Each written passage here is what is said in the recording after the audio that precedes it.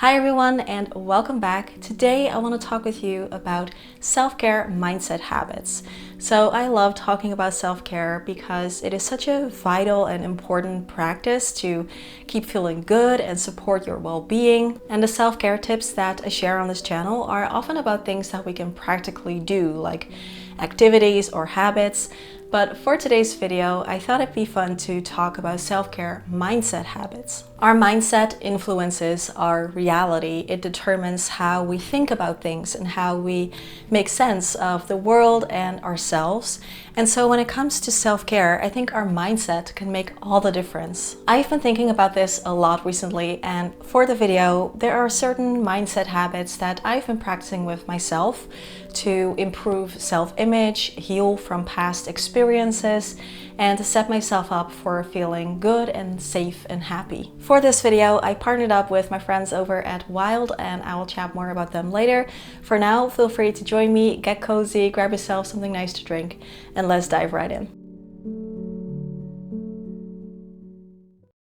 I hope my voice holds out. I've been recovering from the flu for the last week and a half or so, and I'm feeling a lot better, just my voice has some issues still. So we'll see how that goes. When it comes to self-care, one of the things that we can look at is our activities or hobbies or things that we do to take care of ourselves, like maybe it's yoga or going for a walk or whatever else you enjoy.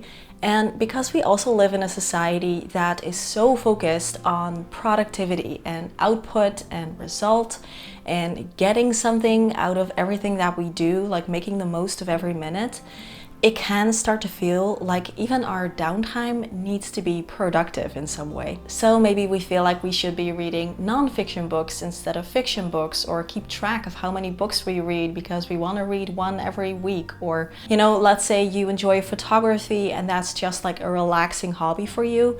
It can start to feel like you need to get really good at it so you can turn that into a side hustle. Or even just the idea that self-care and rest are good things to do only because they help us be more productive in the long run. Like, the only reason we're allowed to take it easy and take care of our needs is so that then we can become more productive and accomplished. And of course, there's nothing wrong with healthy habits or taking care of yourself in that way. But when it comes to self-care, I think it is so important to really zoom in on what we find helpful, like what helps us feel good or feel better. What do we love to do? What kind of activity helps us to find relaxation in the moment when life feels chaotic? And even if that is something completely useless, it is never useless because it helps us, and that's good enough. One of my favorite quotes recently is, "Time you enjoyed wasting is not wasted time." And I think this is so important, especially in our society. So if this is a moment in time for you that you really enjoy, that you really find super, super helpful, then that's good. If number one was about how self-care doesn't have to be productive, number two, I just heard it. Number two is about why self-care doesn't have to be for anyone else. So this next self-care mindset habit is something that I called "even if no one sees me." It is the thought that I am good enough of a reason to take really good care of myself, even if no one can see it or praise me for it or have an opinion about it. Just, I value myself enough to try my best to take good care of myself. Example, I work from home and I'm here by myself.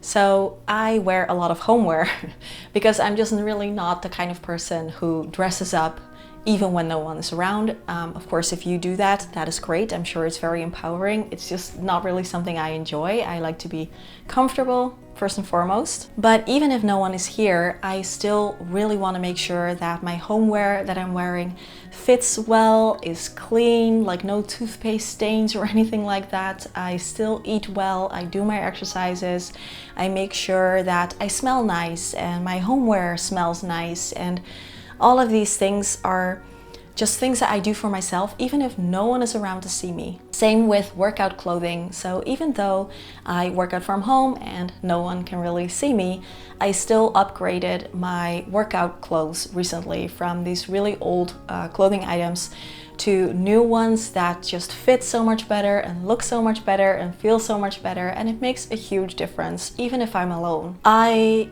find it sometimes difficult to spend effort on myself. I can also be a little frugal, so I find it difficult to spend money on myself. And like, I would make the fancy tea if someone comes over, but make like the easier tea for myself, things like that. And I've learned that it is so important to make an effort for yourself, because taking care of yourself, even when no one sees you, is kind of sending a message to your brain that you are worth it. And you're not just like neglecting your own needs and then putting on a brave face and trying to look put together when you're in front of others.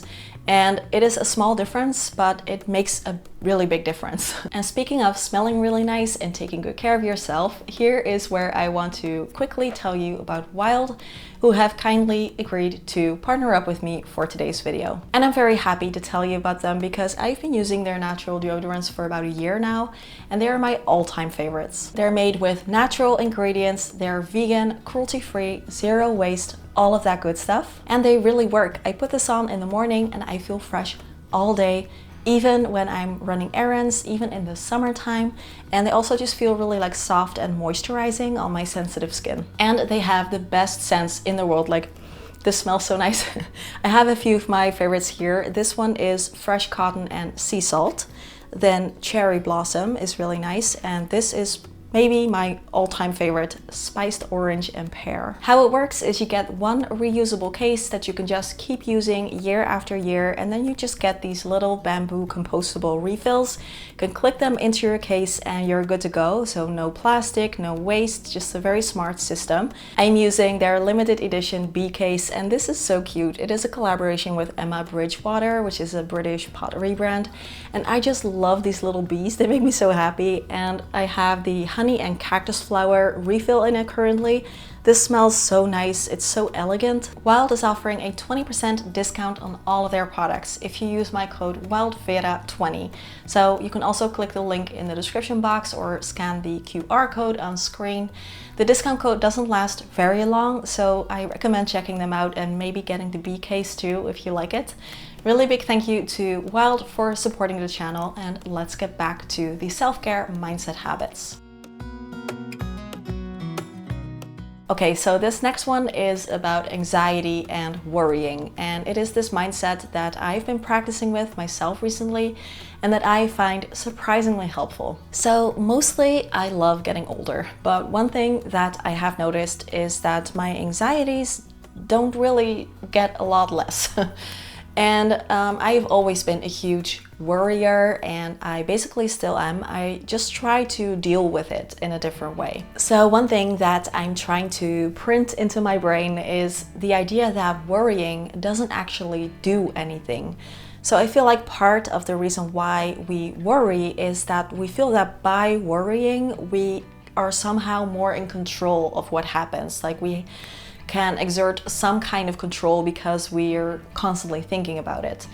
But really, we can't. Worrying doesn't actually do anything except take away a lot of our energy. It's like this quote that says worrying is kind of like a rocking chair. It gives you something to do, but it doesn't get you anywhere. So I kind of just decided to stop worrying and to stop being anxious about things by just assuming that everything is fine until there's an actual real sign that there is something really actually wrong, and by allowing myself to just worry about it then. One example is worrying about health, my health, the health of my loved ones. I can be a bit of a hypochondriac, and also because I'm so sensitive, I feel every little thing and every little change in my body, and it immediately makes me worry that maybe I have something serious. Another example is that we bought this apartment a year ago, and it is the first time that I've ever owned anything and that I'm responsible for the maintenance and the upkeep.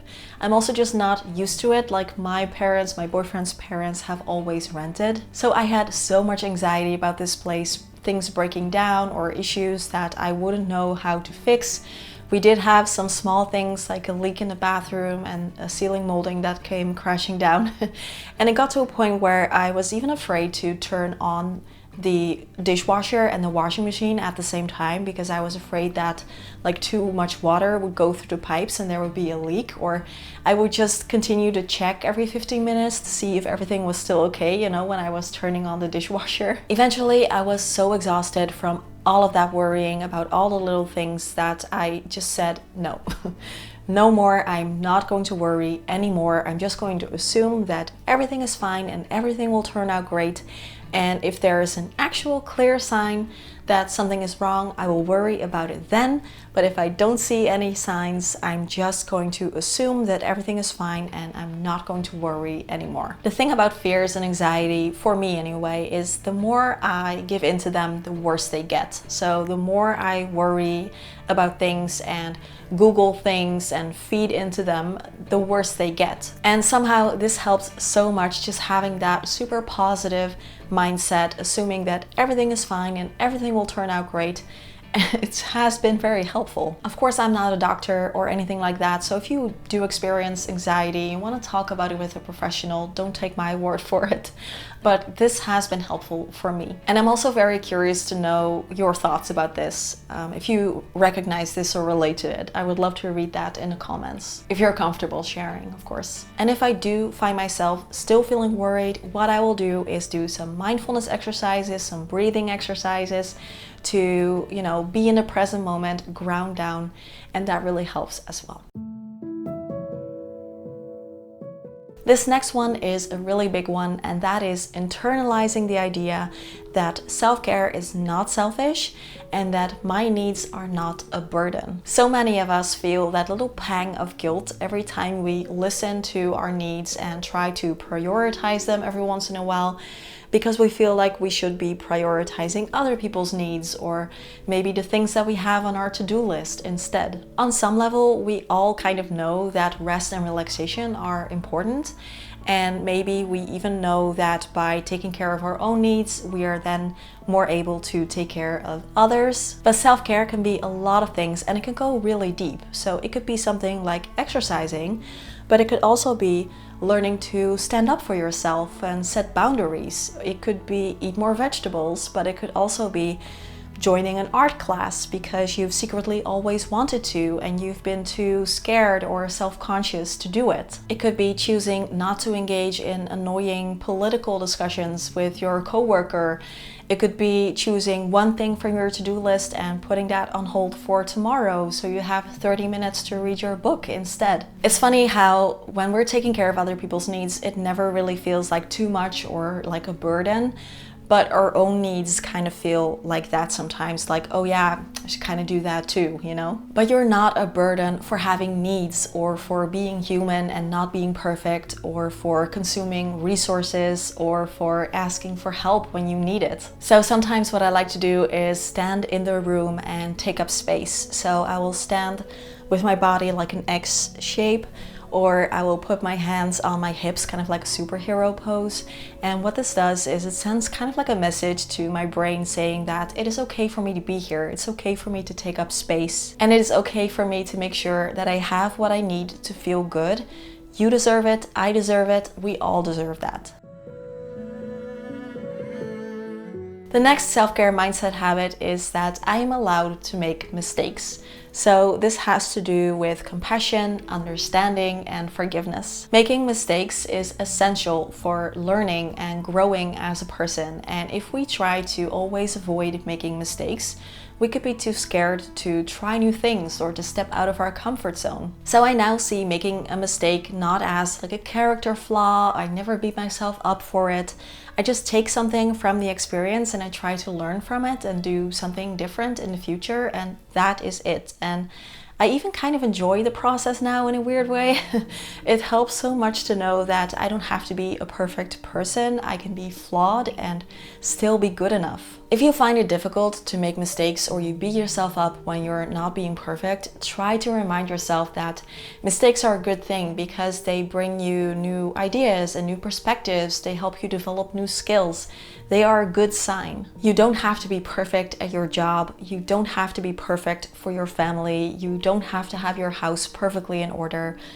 Just accepting the reality of imperfection has freed up so much of my time and especially energy. It is so freeing to just be able to say like, oh yeah, I screwed up there. Oops. And just have that be it. Number 6, learning to love my body just the way it is instead of constantly working on it. This next one is about body image and how we feel about our own body. So if that's triggering for you or you just don't want to hear this part, then I will use a timestamp right here for the next one that you can skip to. This video will also have chapters, so you can also just use the video chapters. I've been on YouTube for so long, I'm still used to using like timestamps and I forget that we've had chapters for like 4 years already. So learning to love my body just the way that it is hasn't been very easy, but it has definitely been worth it. And the difference is that we can still try to eat well and exercise, maybe even keep track of our weight if that's something that's important to you, while coming from a place of self-love and acceptance and positivity, instead of coming from a place of working on our body or making it different so that then we will feel better about our body. And I think like with the way that the world is, it is so normal to be insecure about our body sometimes because we see all these perfect people looking absolutely perfect, and it is hard to not compare yourself sometimes and to feel less. Like we all have feelings about our own body. I feel like I have like a normal body, you know, I have some stretch marks, I have cellulite, I have some extra cushioning here and there, you know, if I wave my arm kind of moves and stuff. I feel like that's normal, and I'm learning to just love my body just the way that it is. I have a lot to say about this, and this could easily be its own video, but what mostly helped me, I think, is 2 things. First is to look at yourself from the perspective of an outsider, so without judgment. And when I look at my body, I see, you know, someone who enjoys working out and doing the workouts that she finds fun instead of, you know, forcing herself to go through these really extreme trainings that completely drain her energy. She doesn't have a 6-pack or a thigh gap, but she can do a sidearm plank now for the first time. I also see someone who really enjoys yummy food and eats things that are nourishing and tasty and that energize her, and who eats enough to not be hungry all day. Someone who prioritizes feeling good and happy and at peace with herself over the need to appear perfect. And the second thing that helps me is just focusing on everything that my body does for me instead of on whether or not it looks right according to the current beauty standards. My body allows me to live my life and do what I want to do and go where I want to go. And when I really think about that, it just fills me with so much gratitude and so much motivation to take care of my body and nourish it and treat it well, instead of wanting to like work on it and make it better. And the last self-care mindset habit I want to talk about today is one that I've also been practicing with myself, and that is the decision that I'm not going to let fear hold me back. I mentioned earlier in the video, I'm a big scaredy cat. I have some very deep like anxieties and fears and worries, and I am very good at struisvogelen, which is what we say in Dutch when someone just buries their head in the sand and ignores all the scary things instead of dealing with them head on. But I've learned that self-care isn't always doing the easy things. Sometimes it's doing the hard things because they are more meaningful, or they will push us forwards, or they will help us to move past certain things that are in the way of us feeling happy and relaxed. A good example of this for me is going to the dentist and getting a checkup and a cleaning every 6 months. I've talked about this before on the channel, so I'm not going to go into it here, but I'm terrified of going to the dentist, and for quite a few years I didn't go.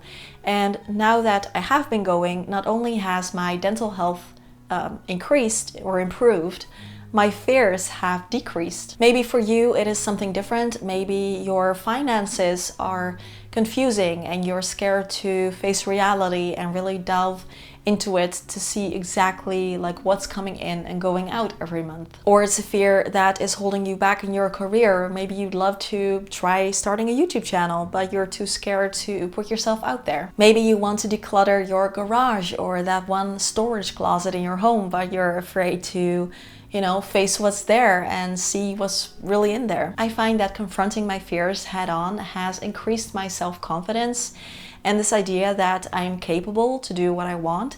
So instead of letting my fears be debilitating and overwhelming, I try to take small steps to confront them. And yes, that is so scary, and it's totally okay to admit that to yourself or to ask for help or to let the dentist know, like, I'm scared out of my mind here.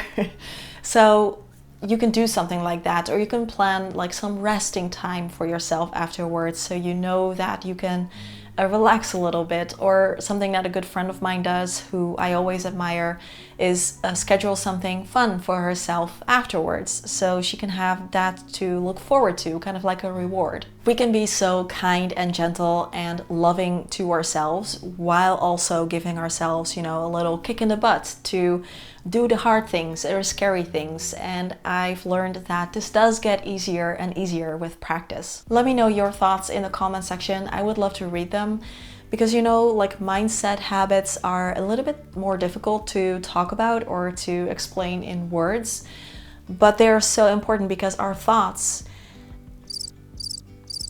influence everything we do, and they can either hold us back or push us forward. Our mindset affects the way that we think about things and experience life, and if we can be just a little bit more aware of the quality of our thoughts, we can try to make our own head just a little bit like a happier and healthier place to live. Big thank you to Wild for being a friend of the channel. I definitely recommend checking them out. They also have things like shower gels and shampoo bars and soap bars and things like that. So all the links and discount code in the description box below. And as always, thank you so much for being here. Questions, comments, conversations down below. Have a wonderful, wonderful day, and I will see you all again next week. Bye bye. Speaking of confronting your fears, there's this spider in one of the elevators in our building, and I've just been taking the other elevator, but now the spider is gone, and that worries me even more because now I don't know where it is.